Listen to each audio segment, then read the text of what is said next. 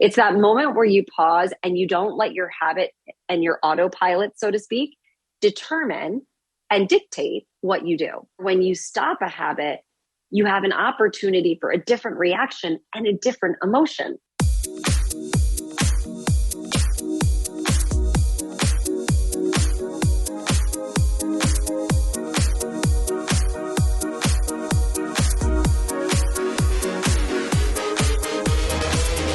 This is the Energy Within podcast, all about accessing, nurturing, and building your energy and confidence so that you can embrace your true essence, be confident being yourself, accept your soul's mission, and start taking action on it.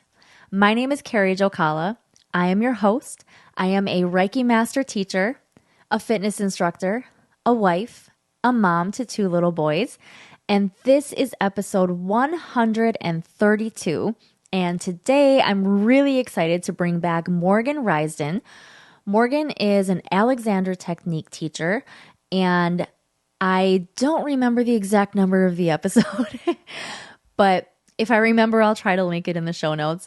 But if you scroll back through, you will find that we did one other episode last year talking about the physical side of the Alexander Technique and what it addresses as far as your physical habits, the way that we sit, stand, walk, all of these things, noticing what happens physically in our bodies and the habits that we have around that and how we can change and shift those habits to shift our energy.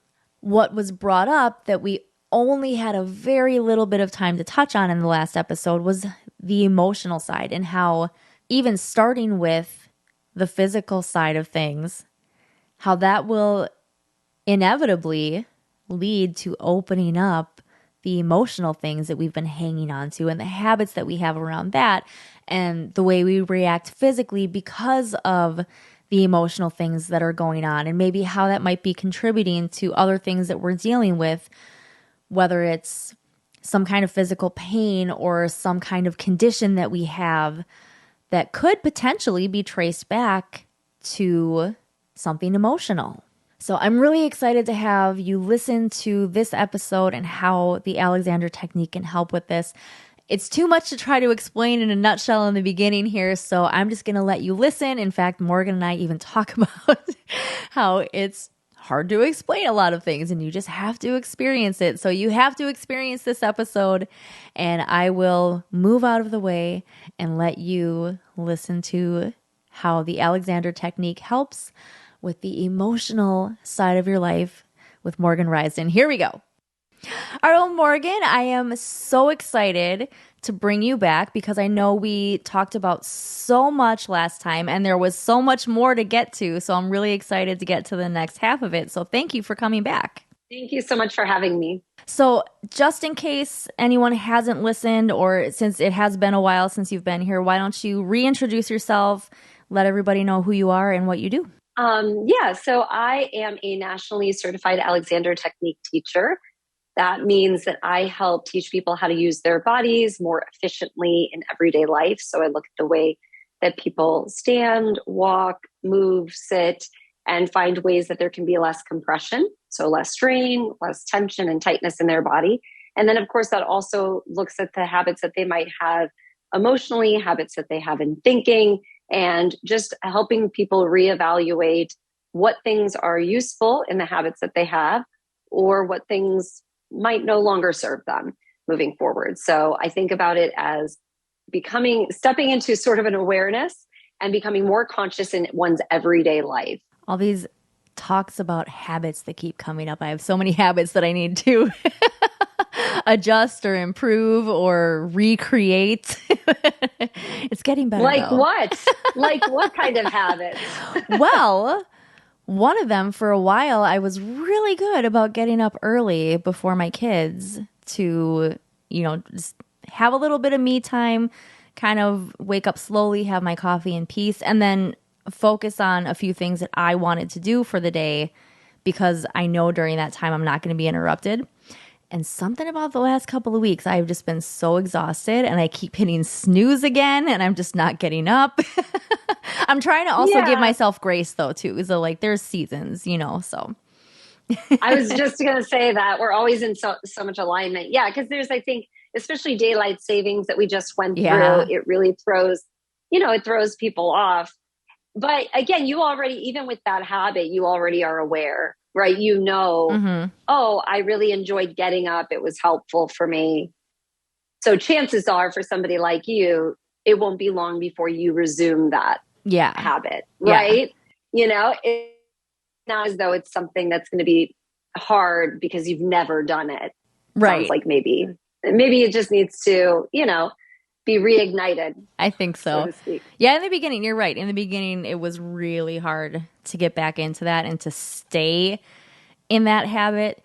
But I also, I guess, semi-intentionally set up a couple of things that would force me to have to get up, where I had to show up for somebody else. I did a 30-day chakra challenge, and I told everybody that it was going to be, each session would be really early in the morning because that's the only time I knew I could get it done, not be interrupted, and make sure that everybody had it for the rest of the day so that they could do it whenever they had time. So I had no choice but to get up. And then I started to get used to it again. So it was helpful, actually. Yeah. I think there's some things that are easier for us to change, habits that are, for example, when I work with students, if they're coming to me, say, with neck pain or back pain, and they have a habit of the way that they're sitting at their desk, and I point out, if you sit differently or if we make a modification and they realize, oh, my pain has gone away, that's a habit typically that can be really easily adopted because it makes such a significant difference, right? Yeah. But sometimes, if it's a little bit harder to see a direct response, a direct result of something that you feel like, oh, sometimes it can be a little bit harder. Yeah. The lack of immediate gratification. Exactly. Because the immediate gratification when you're in bed is the snooze button. Yep. Right? It's so toasty and warm in here, snooze, right? So, yeah, I can relate. Yeah. All right. So like I was mentioning, I know we talked a lot about the physical aspect, like you were just talking about the habits of how we sit, stand, walk, all of that. But you had mentioned that there's an emotional side to all of this. So I'll just kind of give you the floor and let you start at the beginning. Yeah, I think we had mentioned towards the end, if I'm remembering, because now it's been a while, about what brought me to the Alexander technique. So often my background is actually in theater. So I have a degry in acting. And did we talk about that? I was a theater major too. Oh, no wonder we like each other so much. Sorry, I didn't mean to interrupt you. I always like when I find those similariars. I love being interrupted. I tell people I've got kids and a husband. Like, I'm always interrupted. No, I think, being at my university in my movement class, that was my first introduction to this work, to Alexander technique. And my teacher, he was a movement instructor, a stage combat. He did fighting scenes, etc. And then he was also getting certified in the Alexander technique. And so he had us do this weird exercise, this sort of self-exploration in class. And we had this big, large mirror along the wall. And I remember putting one of my arms down that I just finished working with. And no joke, it was like a foot longer than my other arm. And I just was so confused. And my curiosity was definitely piqued. I was like, what is going on? Why is one arm insanely longer than the other right now? I was like, Paul, what'd you do? And so he was looking for, so that's what initially sort of piqued my curiosity and interest. I didn't really know exactly what it was. And even when I would go and study with my teacher, because he was being certified and he was going through his own training to be a teacher, our work is typically very hands-on. So he didn't do a lot of talking to me as the student. He really just, worked on me. And so I just received all of this wonderful, what we would call hands-on experience. And I just felt high as a kite. My body was amazing. I just felt so loose and light and free. And I didn't know, I've never done drugs, friend, but I'm assuming this is what people who do drugs feel like. Like, I just was like, oh my gosh, I want to feel like this all the time. It was really, for me, it just felt really nice to feel free in my body. And up until that point, I think I was 18 or 19 at the time, I hadn't felt like that ever. So for me, it was an interesting introduction because I had only experienced my body in one way, which if you look at pictures of me from before, I was very pulled down. I had very poor posture. My shoulders were compressed. My spine was compressed. And I think, as I mentioned last time, I had these two traumatic events in my life that significantly imprinted themselves on me. You know, the first one being when I was molested when I was 8 or 9 at the time. And then afterwards, my only brother, my only sibling, he died of meningitis when I was 15. It was 3 days after my 15th birthday. And he was 17 at the time. Oh. And it was such a quick, he died, you know, he wasn't feeling good at dinner. And by morning he was gone. Oh, and we were, you know, my parents and I, we were on a family reunion. All my other extended family had left. It was just my own immediate family. And here we are in Nassau, Bahamas, like at a hospital. Like it was just a weird, bizarre, traumatic experience. And, you know, for me at the time, I was like really just, I guess surviving is the way I think about it, is that you just kind of put one foot in front of the other and you just go through the motions. And my, you know, my approach was really just pushing forward and ignoring that I had any problems with anything. And I had a lot of anxiety and a lot of stress and tension. I felt overwhelmed a lot, probably self-inflicted. My parents are lovely individuals, so it's not as though they were putting any pressure on me. It was much more self. It was my own self talk, encouraging me to perform at a certain level. And I showed up in the world as a very tight, tense individual. And so these things that I had experienced at very young ages, I think then turned into the ways in which I moved around the world and in the way that I interacted with people. And I responded. How did I respond? I responded from a state of fight or flight, a state of stress, always anxious, always, you know, just overactive with regard to my stress response. And so as I began learning more about this work, it's almost like a braid coming untied. It really felt like my whole nervous system was learning what it meant to be safe and calm, which I hadn't had for so long. Yeah. And, you know, it wasn't until sometimes I tell my husband, because I think it was my 3rd year in my training. So Alexander Technique teachers go through a 3-year, over 1,600 hour certification program. Yeah. So the first year, for example, we don't even get to touch anybody, you know? So I say it's a hands-on modality, but the first year is really work on yourself. They call it self-work. You learn your body, how to work on your own self. And then after that, they give you like a ball and they say, pretend it's a head. Like, I want to touch somebody's head, you know, this whole process that you go through. But by my I think it was going into my 2nd or my 3rd year, I told my husband, I think I'm finally ready to dive into some deep therapy to address these other issues. And I felt open in my body physically, that then mentally and emotionally, I felt ready. You know, I tried therapy.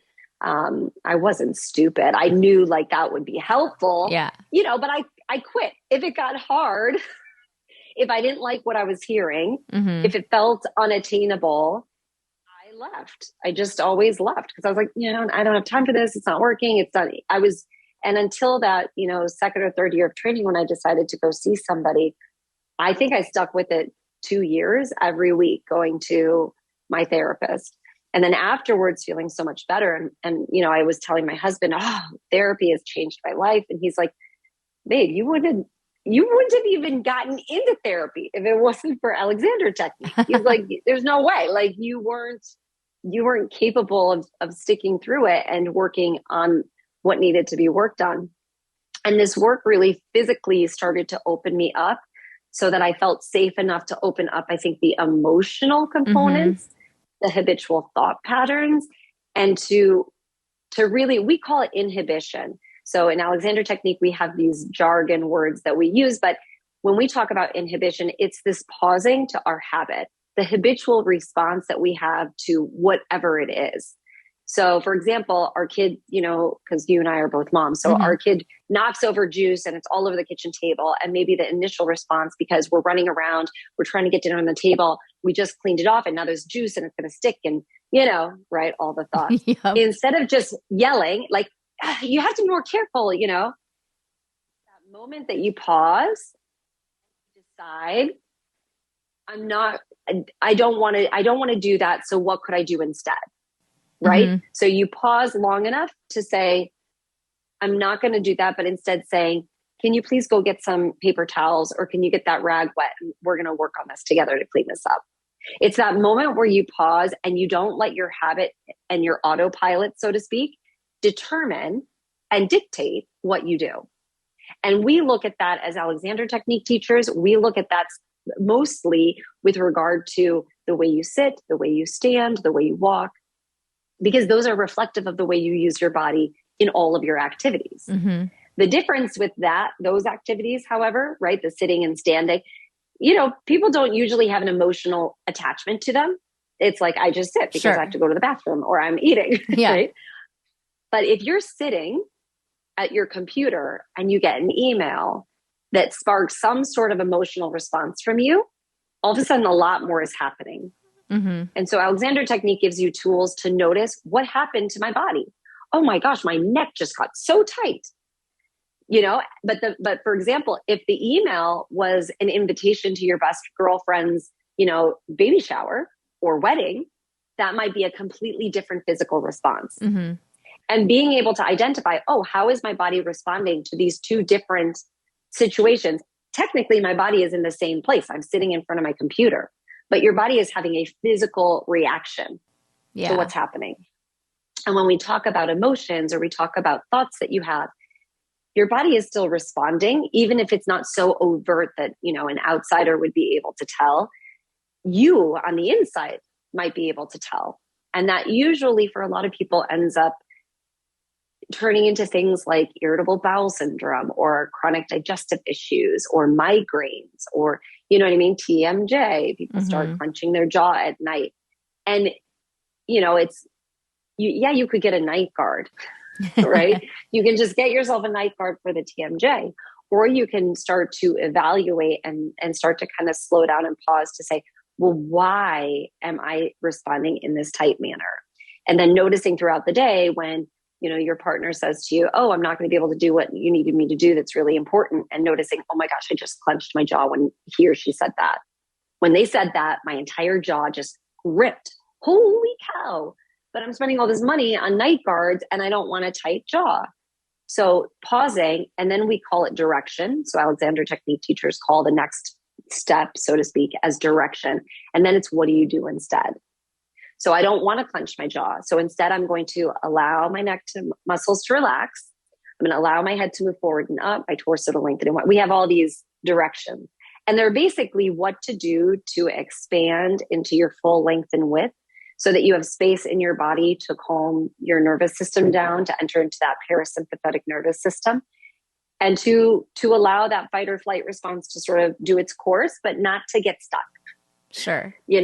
I always think of the recycle sign, and I think about people's stress pattern getting sort of stuck like that. And it's finding an exit,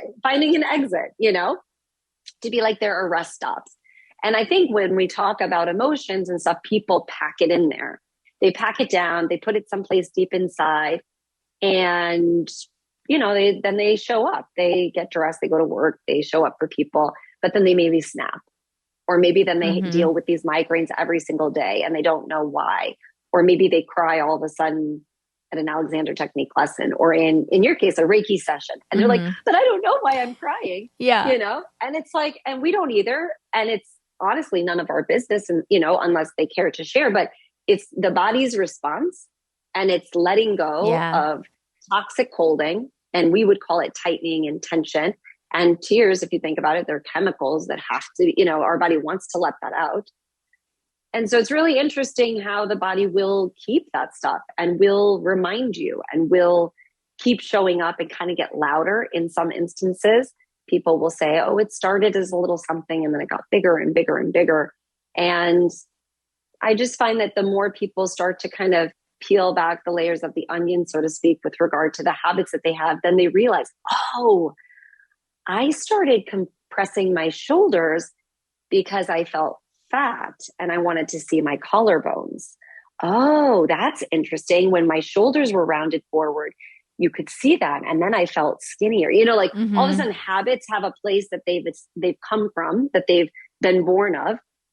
And while I don't always think those are, as my one colleague says, I don't think the reason for those things are always that important to know, but they're really interesting. We like to know where habits come from, but they're not always that important. And so when I talk to people about the Alexander technique, or they come in 2 sessions with me to learn, they start studying, they usually come for one thing and they get so much more. It's like, I came because I wanted to not be slouching over my computer and my neck was hurting. And then they're like, wow, I'm ready to do more public speaking. I'd like to apply for that position at work that I just never felt confident enough to step into. But now, now I feel ready to take the next step.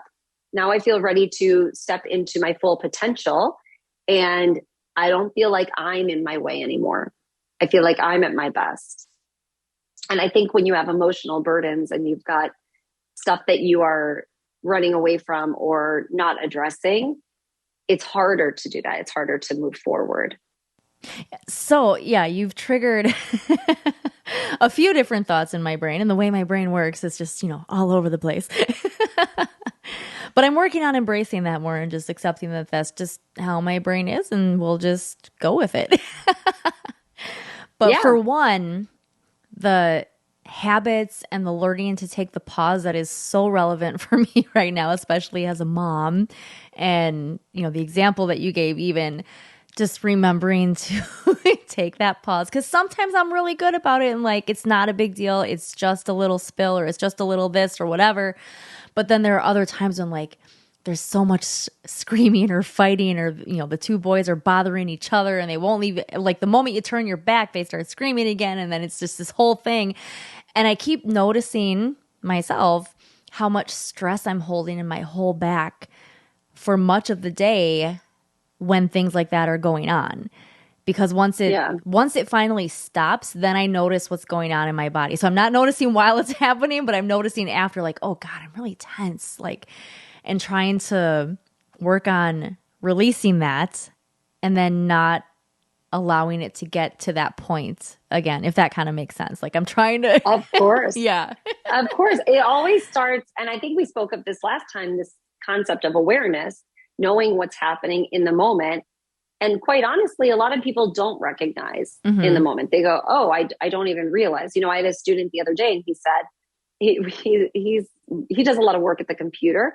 And so I just pulled the computer out. So I took my laptop out in his lesson, and he said, wow, I just recognized that just seeing your computer, not even his, just seeing your computer, my forearms began to get tight. Oh. So that automatic conditioning that has happened for so many, which, let's face it, if our house is on fire, friend, like it's a good thing that we don't have to stop to think about what to do, right? Like, oh my gosh, let me slowly get my shoe on. No, It's like you want to get out of the burning house.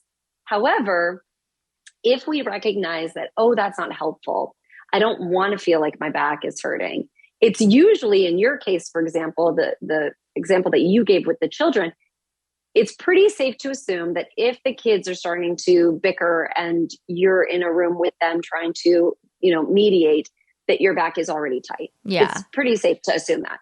So knowing that then, and saying, I'm going to prioritize for a moment, just a split second long enough to say, can I relax my back? And then maybe I'll still yell at them, or maybe I'll decide to do something else. Can you come with me? I want to show you guys something outside. Oh, what's she showing us outside? Mm-hmm. I'm going to take you outside. Maybe we're going to talk about the conflict outside. It was a toy related something. I've taken you into another room. And I find that when I give myself what we call inhibition, that pause, when I practice inhibition on my own in my relationships, my next steps are always better. Yeah. Not just for me, but for other people. I always get more from it. Right. And a wonderful example is even my children, my girls, we were headed to the pool the other day, and my daughter, well, this was, I guess, over the summer. And when we were headed to the pool, I was giving my oldest daughter a lecture about being responsible. She had lost something, like a watch that she needed to have. And we're on our third watch. I'm like, come on, kiddo. If each watch is $25, I'm like breaking it down for her. It's $75 now. If I buy it again, it's $100, Yeah. So I'm talking to her about this, and I'm lecturing. I'm in the car lecturing, but she's getting upset in the back seat. And my other daughter, Ilya, who, is 4 at the time, she interrupted me and said, "Hey, Mom, I think you're making Naya really upset." And I said, "I'm sorry."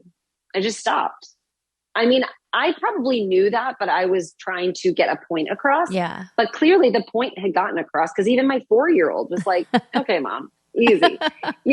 And it was an interesting moment for me, because I realized, A, my kids know so much more than I ever knew at that age. And B, the opportunity for them to also help me be a better mom. Mm-hmm. So I said, "Thank you, Ilya. And Naya, I'm sorry that I'm yelling at you." My daughter said, "Mom, it's okay."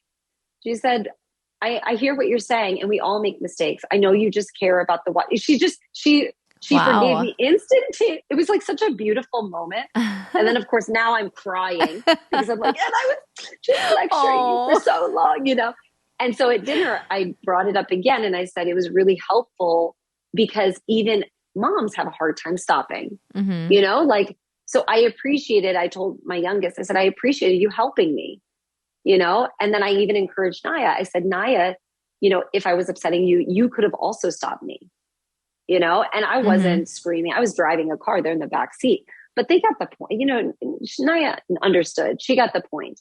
But I think sometimes we don't always welcome help from outside people to help us stop. Usually, I take the example of a spouse. In relationships, we go back and forth, and it's like, "Stop yelling." That's not the best way to get somebody to stop yelling, right? Yeah. But the idea behind it is possibly good, because maybe somebody has told in moments of calmness, sometimes after work, that's the worst time. Much more easily, I'm triggered. And so if you can help me in those moments, it would be helpful. Like maybe the intention is there, but in the heat of the moment, you're not able to actually act on that with that sort of mindfulness. Instead, the habitual reaction automatically comes in. And again, the same emotion happens, where when you stop a habit, you have an opportunity for a different reaction and a different emotion. So to bring it back to my experience, even for example, with the therapy, when I was in my talk therapy and I recognized, oh, we're talking about something that doesn't make me happy. Oh, my throat is starting to clog up. I feel like I'm getting a sore throat almost instantaneously. Wow, isn't that interesting? So I allowed myself to step into curiosity and interest about what was going on versus let me run the other direction to safety and let me shut down because I don't want to hear it, which was my old pattern. My old pattern was like, I'm right, you're wrong. I don't want to hear it. I'm getting anxious and now I'm not happy. But now I could sit in that place long enough to process and then to calm myself down. Oh, I'm holding my breath. Yeah. Oh, okay. I can allow my shoulders to, I'm kind of coming up out of the seat. Like I literally physically want to run away right now. Let me come back into the seat. Okay. That's more comfortable. I still don't like what you have to say to me. I don't like what I'm feeling. I feel my heart beating. I feel my heart going faster. I'm starting to get dry mouth, whatever somebody's physical response is to their emotional trauma that they're dealing with. You can start to step back and really see physically how the body is starting to respond. And that to me is amazing. Yeah.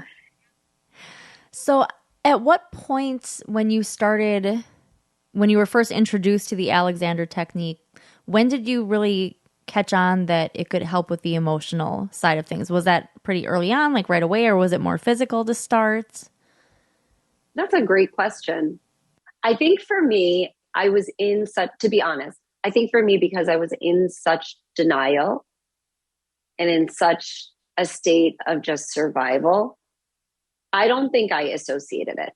And I'll tell you another thing that I noticed, which it's funny, when I became certified as a teacher, I initially was really upset with my previous teachers. I had maybe had 4 or 5 Alexander teachers before I decided to become certified. You try different teachers. Sure. And I moved from Chicago then to New York. Anyway, and I thought to myself, my teachers taught me nothing because, I thought I could have learned so much more. I could have been doing this on my own. I was so dependent on them to help me physically and emotionally feel good. So I needed quote, this is my belief system. I thought I needed their hands. I needed my session with them. I needed to have that experience. It was very experiential. And I relied heavily on them. And then through my 3 years of training, I realized you're not doing it. Like, I am giving you permission. Physically, I am letting my body respond and you're just guiding me. But I'm the one who's actually doing it. And I didn't feel like my teachers at that point had facilitated me learning to do it on my own.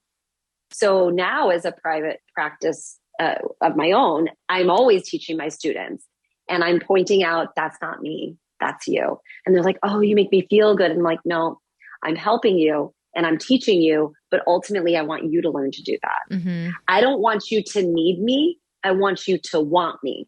So it's the idea of like, can you cook? Yes. But would I rather cook with somebody else? Of course. It's more company. It's nice.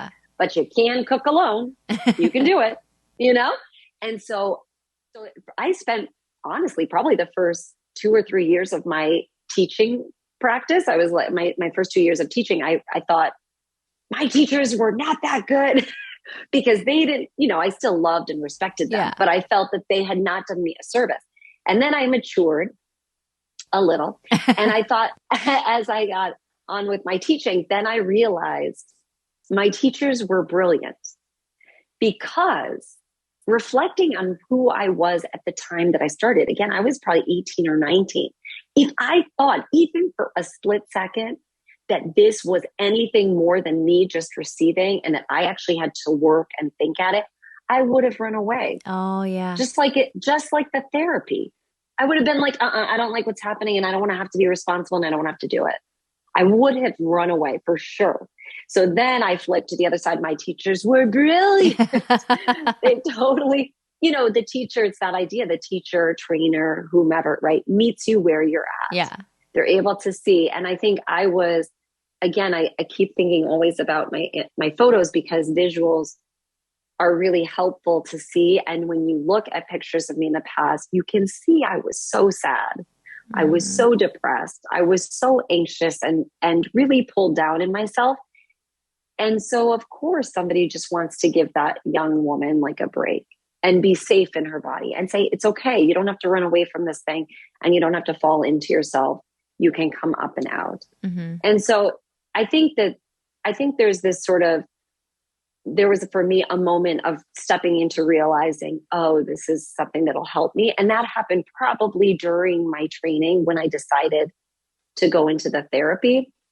But initially, when I first began studying, no, I just knew physically my body felt good. And in fact, my definition, when my friend said, what is this you're doing? I would say, I can't explain it. It's an experience and you have to go have one. Like that was which is not great marketing. Yeah. Like that's not going to, people are like, I'm not going to try that. You can't even tell me what it is. Right. I feel that way when people would ask me about like a book I was reading that was just so filled with such good information. And they'd be like, well, what's it about? I'm like, well, just go read the book. You just have to read it because there's some things it's just too hard to describe without having the experience. Usually so much, right? With those books and with these kinds of modalities, there's so much. It depends on who you are. Yeah. What are you going to benefit? How are you going to take that novel or that experience? And I have students who will come in their first lesson and they will cry and they're like, but we didn't do anything. Like you sat me in a chair, you stood me up and you put me on a table. Why is this happening? And again, it goes back to, I don't know how important it is. It's more interesting. But I think when we start to kind of slow down and really give ourselves a moment to reflect on ourselves, we call it work in the sense of like working on oneself. When you give yourself that time and space, you get to see a bigger picture of how you're responding. And then you get to make decisions because none of us want to be the mom who's yelling and screaming at our kids. Like, if you stopped us in a moment of calmness with our girlfriend, like, that's not the kind of parents we want to be. That's not the kind of friend we want to be or spouse we want to be. However, in those moments, no, you said you were going to pick up the kids and I have a work, and did it. And it's never about that. Yeah. You know, in acting, it was the scene was, I don't know if you heard this when you were going to school, but my teacher used to say, it's not about the turkey, right? So it's the mom and the daughter. It's the mom and the daughter at Thanksgiving, and they're arguing about keeping the turkey in the oven, right? And it's like the mom's like, well, sweetheart, you got to keep the turkey in. And then the daughter's like, no, it's time to take the turkey out. Like, and they go back and forth. And it's like, not really about that. Yeah. It's about, you're always telling me what to do. Well, you never do what's right. And you don't ever do it the way that it should be done. Like, and this battle that when you pause, maybe one of those moms could say, well, why don't you try it your way this year? And then maybe next year we'll try it my way. Because I think it might be different. And we don't really know whose way is the right way. But instead, they just have the struggle and they don't actually address what's really going on, which is you have different ways that you try to cook, or you have different ways of doing things than I do. And so by pausing long enough to recognize the habits we have in the way that we interact, not just with other people, but also with ourselves. How am I constantly reacting to life and to my circumstances and my situations? And is it from a place where I have a moment to pause and reassess and make a good choice? Or is it from a habitual, automatic, I have to be like this. This has to get done. And does that make sense? Yeah. No, you can edit what that part. Maybe I'll leave it in. You have your work cut out for you. Me, the mompreneur over here. You're killing me. Well, I actually was thinking as you were talking about that pause and how someone can end up crying because of this pause and not knowing why.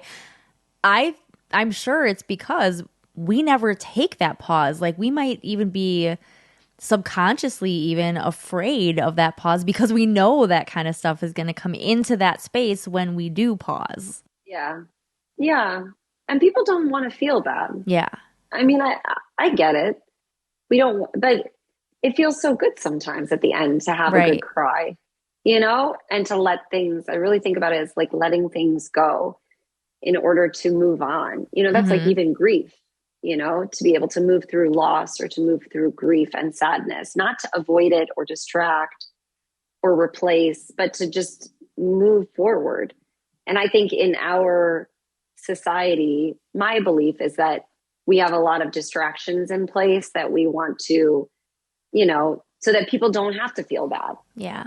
And I'm like, well, they can coexist. Things can be beautiful and ugly kind of at the same time. Yeah.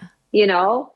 And I feel like there are things in this world that is very much the case where you see beauty and sadness coexisting. But I think for us and our sanity to feel good about ourselves, we're like, no. We just like to see pretty. Yeah. You know, we just like to see it looking good. Yeah. You know? And that goes right back to a quote, a movie quote that popped into my head during one of the things you were saying before about holding the emotions inside and just letting it all build up. Have you ever seen the movie What About Bob? Yes. Yeah. I quote that dates us. That dates us. But yes. I quote that movie all the time. I've even made a couple reels using audio from that movie. And this is actually another audio I want to use. I just haven't done it yet. But when he's all tied up and he's thinking that it's part of his therapy and he's trying to figure out what it means. But it's actually so relevant because he's like, okay, I'm all tied up. You're saying that I'm all tied up inside. And these phony bombs mean that if I don't untie myself inside the emotional knots, I'm going to explode. And it's like, yeah, it's funny. It's a comedic movie. And you realize like that's not actually what's going on, but he's interpreting it that way. But it's actually right. Because if you don't untie these knots or let go of the stuff you're holding on to, you will explode in some way at some point. That reminds me, I had a student on Monday and he was sharing, and he's probably 89, I think at this point, but he's told me the story before, but I forgot. And he reminded me of the story of when he was sitting at a dinner with somebody. He said, and I looked down, they had gotten up to go to the bathroom or something. He said, I looked down and my napkin was in a huge knot. He said, all my knuckles were purple. He said, and I had no consciousness of doing that. He said, so immediately from that moment on, he said, as soon as I left the restaurant, he said, I went down to wherever, I stepped off of a board. I went over to this other place and I stepped down from responsibility. He started taking away all these things he knew. I'm too stressed. I have too many responsibilities because this is happening when I'm at a lunch. I should be enjoying myself. And this napkin. Yeah. So to physically see something like that and then recognize, oh, I don't need to do that. That's not a good sign. Yeah. And I point it out with people's fists. I'll say things like, make a fist, and people will show me their fist and they'll, usually grip it and pull it up. And I'm like, well, what if my daughter had just found the most beautiful butterfly with a broken wing and she asked you to carefully put it someplace and not, you might have a fist, but it would be much more gentle. Yeah. And we just go to the fist and we associate fist must mean lots of tension, lots of strain. Mm-hmm. And I always think Alexander technique is about pausing long enough to decide, well, she just asked me on a podcast to make a fist. I don't need to make it really hard. I can just close my fingers together. Yeah. And then those kinds of habits affect how we feel in our body and continue to give us those relaxation responses so that hopefully when we have emotional reactions, et cetera, we're a little bit calmer because in general, I'm not always tight. Yeah. I'm from a place where my neutral is not already at a 5.5. My neutral's at closer to a 1 or a 0, a 2, maybe, but I'm usually down here. Yeah. Versus I'm quick to jump off, Mm-hmm. towards the 10. Yeah. Well, the other thing I wanted to ask, and I'm sure every case is individual and very different, but I don't know if there's an overall that you tend to see. So if someone now knows that the Alexander technique can help with the emotional side of things and they know there's something they want to work on, would you typically recommend that someone also considers talk therapy or some other form of therapy in addition to the Alexander technique? Or are there things that That's kind a good of question. can be taken care of? Like I said, I know I'm sure it's probably individual, but I don't know if there's like a typical response. But I think the answer is probably the same. And correct me if I'm wrong. I feel like Reiki, you probably get similar experiences, right? Yeah. Any type of body work or modality that helps people, you're bound to have things like this come through. Right. And in my experience, I always tell students to seek out things that are going to help them feel better. You don't know unless you try. Yeah. I don't think there is one way. And just like, at the beginning you were talking about, I was so good at it before. I feel like you might want to try therapy, but then maybe now is not a good time because in your season of life, you just had a baby. You don't have to, you're already doing a lot, so I encourage students to do what works for them in the moment, whether it's reading a book, listening to podcasts, watching YouTube. But I do let them know my experience. So I always share from my personal perspective, like this has been my experience. It was very helpful for me. And I also let them know about my students who've had similar experiences where it's been helpful. But I don't necessarily suggest like you should also in tandem with, it's not always necessary, and in some cases people have come to me where they've done a lot of therapy, but things are still, and then all of a sudden they do Alexander technique and they're like, everything, okay. Yeah. Maybe they've talked the emotion out, but it's still in there physically. Yeah. Yeah. So, but I don't necessarily suggest you need to, or you have to. I just let them know, like, when you're listening to yourself, we always know the truth. Yeah. You know what I mean? We always know, like, this would be good for me. Mm-hmm. I don't want to do it right now, but this would be good for me. Or I don't want to do it right now, but because it's going to be good for me, I will do it. And I know I'll start to benefit, or I'll give myself a timeline, Yeah.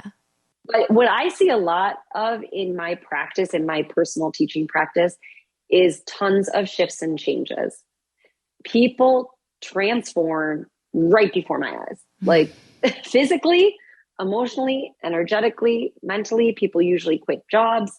They Wow. change relationships, whether they get married or get divorced, like, I feel like there's lots of, but it always seems very big in front of me because there's like a visual. We can see a change, Yeah. right?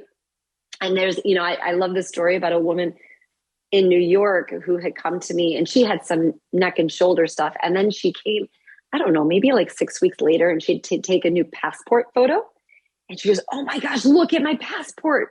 Like, look at the difference." And it was, such an interesting, she's like, "I didn't know that I was going to look this much more attractive doing all this stuff. And then she went off, I think, to visit some friends in Pennsylvania. And she came back and she's like, everybody was like, "What are you doing? You seem different." Like people pick up on a different energy when you're not stuck energetically or physically. They see it in your face. They see brightness and color. They see alive eyes and if you're tense, those mirror neurons, I don't know if in Reiki they talk about mirror neurons, but this idea but I know I've heard about that. Yeah. Yeah. How the neurons sort of like mirror one another. So if you're really excited and you're like, "Oh my gosh, my son just did this amazing thing," then I would get excited with you because I'm like, "Oh, that's so cool." Right. But if I say, "Oh my gosh, my dog died, we had to put her down," like you'd be like, "Oh," it's that exchange of neurons that we literally change with people. So when you start getting rid of tension and stress and strain in your body, people, that resonates with people. It's attractive to people. Yeah. People want to be around that. They're like, "Oh, I feel so calm around you. I feel safe and nice." And then and then juxtaposed to other people, you notice like, "Oh, I'm getting tight being around so-and-so." Like, okay, I can still breathe just because their neurons are trying to mirror, like, no, let me be the good. Let me solicit the calmness and find the peace and tranquility right now. And then you could sort of have a way of changing the way you interact with people because you're no longer as anxious or coming from a place of, overwhelm or stress. You're a little calmer in your nervous system. Yeah. I love work like this, like anything that I don't want to say, it's not like in a sense of tricking anybody or making a switch or something like that, but like this idea where people come in thinking it's going to be for one thing that they're coming to you for, and then it turns out to be something completely different, but that's also life-changing. Like, I think that's so awesome. Like, I love when that happens, when people come and they're like, "Yeah, I want to focus on this during our Reiki session." And then we uncover like, "Oh, there's actually some inner child work to go through here." And then I have one woman who, like, she's a friend, so it was a friendly, joking one, but like we uncovered something where it was kind of like a switch like that, and then I'm like explaining it to her, like what I was picking up on, and I open my eyes and I look and she's like jokingly flipping me off. Like, "Yeah, well, yep, okay, we're spot on. We got this." Yeah. I think it's always funny too, because when people ask me like, what am I, what are the benefits or something? It's always, do I tell you the truth? Yeah. Do I tell you because it sounds a little weird. Like, I'm going to help you with everything in your life from now until forever. Yeah. Or, I'm going to adjust the way you sit, and then you're going to quit your job. Yes. Yes. Right. It's such a funny, like, but I think that it gets people realizing it gives them a moment to reflect. Kind of like the pandemic allowed people to it forced people into reflection and into what's important and reevaluating. I think my work, Alexander Technique, really does that for people because we're asking them to slow down and to notice things and then to pause long enough to decide what to do next. You're not always going to make the right decisions. I still listen, I definitely still yell at my kids from time to time. Okay. But hopefully not as much as if I wasn't unconscious, if I was walking around unconsciously and I wasn't in a space where I am, showing up hopefully more mindfully than the average person, because we do a lot of sitting and standing, what we call chair work. But I tell people I could look at anything you do and I could still teach you the Alexander Technique. But again, nobody cares about sitting and standing. So that's the easiest. Yeah. Because it's just sitting, standing. There's no emotional anything to it. And if you can notice, oh, I really want to lift out of it. Why am I always lifting? Oh, I noticed that at the chair at the meeting. Oh, I noticed that when I'm getting ready to talk with my big family because I never can get a word in. Oh, okay. But what if I just allow myself to widen into my back? Oh, that feels better. So teaching people how to take up their space, how to give themselves permission to take time, I mean, yeah, it's awesome. Yeah. Who doesn't want that? Well, I think all of this is just such a great testament to how truly connected all the facets of us are. The mind, body, and spirit is so connected. If you're hanging on to something in your body, if you're behaving a certain way physically, it's ultimately probably tied to some type of emotion or something else that's going on, and it's just a matter of uncovering that, really. I mean, I may oversimplifying it, but you know what I mean? Like, it's going to lead Yeah. back to, yeah.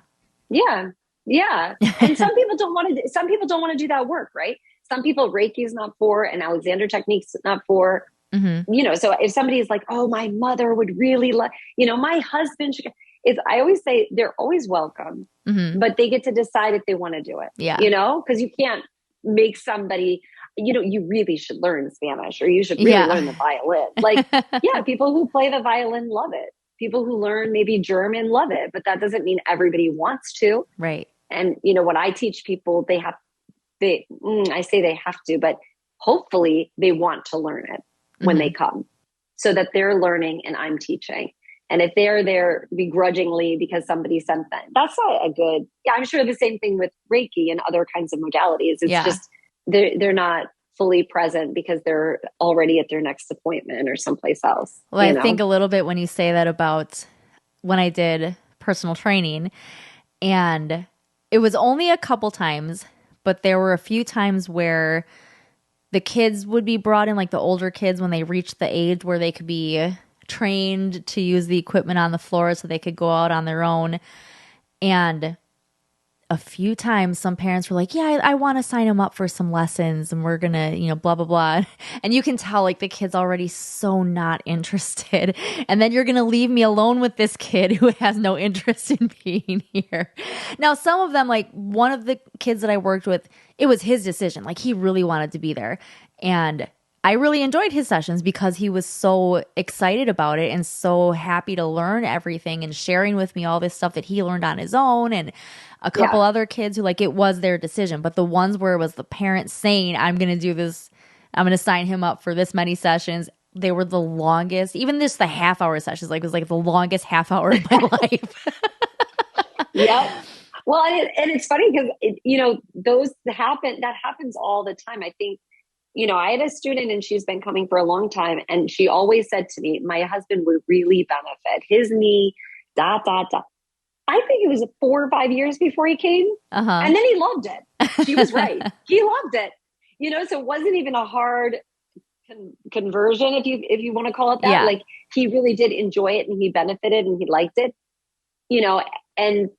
but I think, and what's awesome actually to add to that is when you have couples learning Alexander technique, either siblings or mother-daughter or, whatever, a couple, when you have people who are learning together, they tend to learn faster.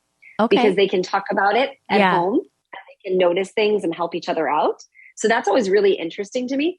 But again, that's not always going to be the case. Yeah. You know what I mean? Like, what my husband likes to do in his spare time is not always necessarily what I like to do. Right? Yeah. So it's nice when it works out, but it's not always the case. Right. This has been so fun. I'm so glad that we had a chance to talk about all of this. I feel like we really got to do a deeper dive into the Alexander technique this way.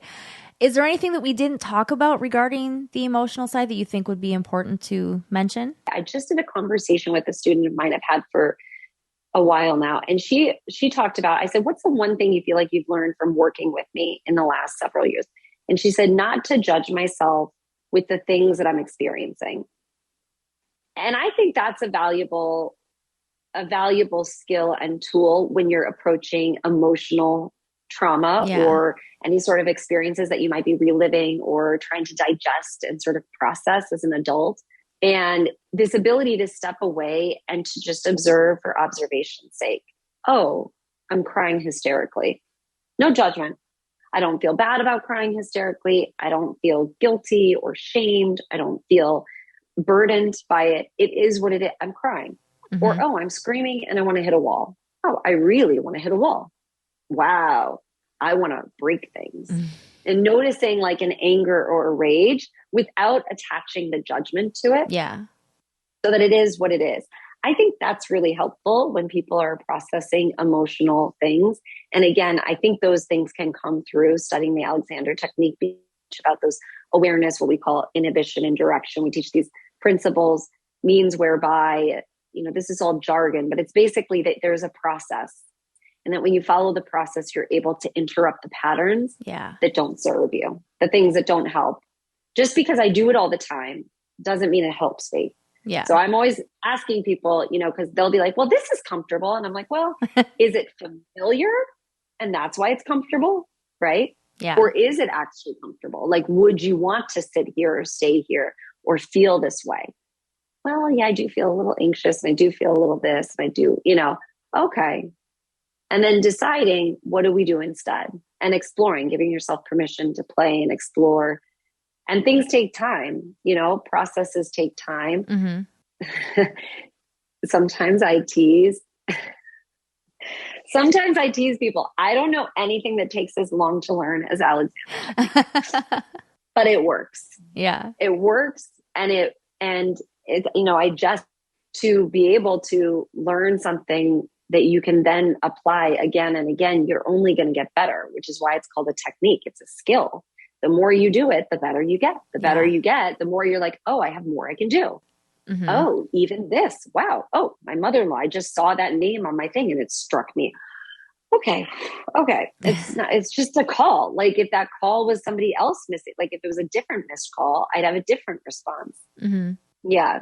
I don't know if that's helpful at all. Very helpful. And it's interesting actually that you bring up separating and not having the judgment towards what you're feeling, because I just did a releasing meditation for the podcast, and part of the focus was you are not your emotions. You have emotions, you have thoughts, but they are not you, Yeah. So. Yeah. I mean, we all deserve to feel good. We all deserve to feel like, you know what I mean? And so whatever you're experiencing, that just means you're human. Yeah, exactly. You're human if you feel different kinds of feelings, and they don't define you. Mm-hmm. They're just what is happening right now. Yeah. It is what it is, and then where do you take it from there? And where do you focus your energy and your attention? Any of us would go crazy if we kept focusing on something that was negative, that irritated us.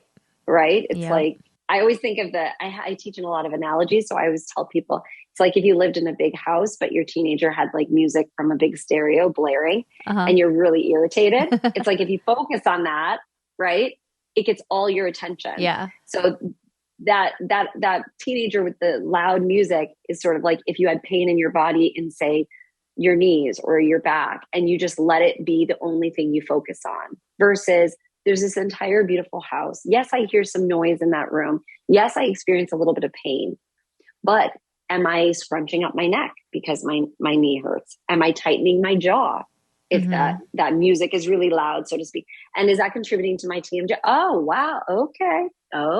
Yeah. So giving yourself, realizing all these areas that you do have control over. We don't have a lot of control as people. Things are happening in the world we cannot control immediately. And that's hard for people. Yeah. Right? We want to have control. So in the sense of what can I control in my own life? And can I start to think about letting things go and releasing tension and strain and habits, versus I'm just on autopilot. I'm reacting all the time. I feel like I'm never put together and I'm stressed and anxious and overwhelmed. And no, you can pause. Everybody has a moment to pause. Yeah. And they can let their breath out. And they can start, moving from that space where they're just a little bit easier in their bodies and in their minds. Yeah. Oh my God. I love this so much. I know. We could geek out all right? day. We could just keep going. Well, why don't you let everyone know how they can find you and connect with you? I thank you for asking. I have a YouTube channel, and that's Morgan Rysdon, Rysdon, and they can search me there. I've got lots of videos on different topics. So there's a plethora of topics that I cover there. And I try to keep them sort of short and sweet. So bite-sized information. So not a lot of videos over 12 minutes. And then I also have a newsletter that they can join, where I send weekly newsletter out. And then I'm also on Instagram and Facebook at Center Studio. So that's AT for Alexander Technique Center Studio. Awesome. Well, thank you so much again for coming back, Morgan. This was so fun. Yeah, no, thanks for having me. Always a pleasure.